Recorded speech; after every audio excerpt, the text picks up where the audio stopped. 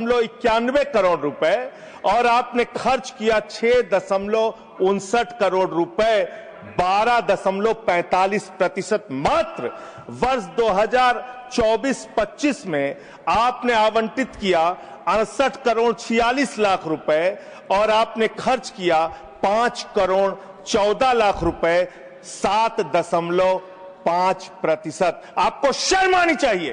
पूरे देश के किन्नर समाज के लोग आपके चेहरे पर कालिक लगाने का काम करेंगे। ये विश्वासघात कर रहे हैं आप, ये विश्वासघात कर रहे हैं आप उनके साथ। हर साल आपने उनके कल्याण के नाम पर जो बजट निर्धारित किया उतना पैसा भी नहीं खर्च किया, उतना पैसा भी नहीं खर्च किया। और इस समाज से कैसे कैसे लोग निकल कर आए मान्यवर।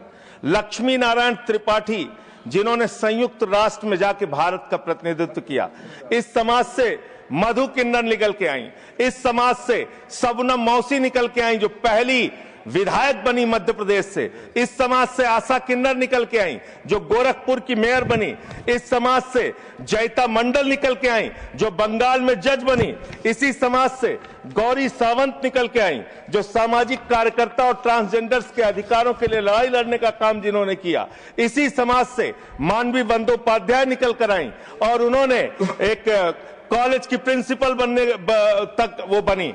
मान्यवर, आप किसी के तो सगे हो जाओ, किसी के तो सगे हो जाओ।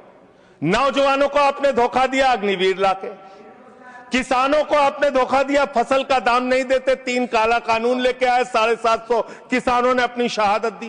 कोरोना में आपने पूरे देश को लाइन में खड़ा कर दिया, नोटबंदी में लाइन खड़ा कर दिया, गैस में लाइन खड़ा कर दिया। अब अपनी पहचान कराने के लिए एक ट्रांसजेंडर को लाइन में खड़ा होना पड़ेगा, अपमानित होना पड़ेगा, उसकी जांच की जाएगी, पड़ताल की जाएगी, उसकी बेइज्जती की जाएगी। मैं तो हैरान हूं, सत्ता पक्ष के लोग कह रहे हैं दारू पी के आ जाते हैं, सिगरेट पी के आ जाते हैं, ऐसा है वैसा है।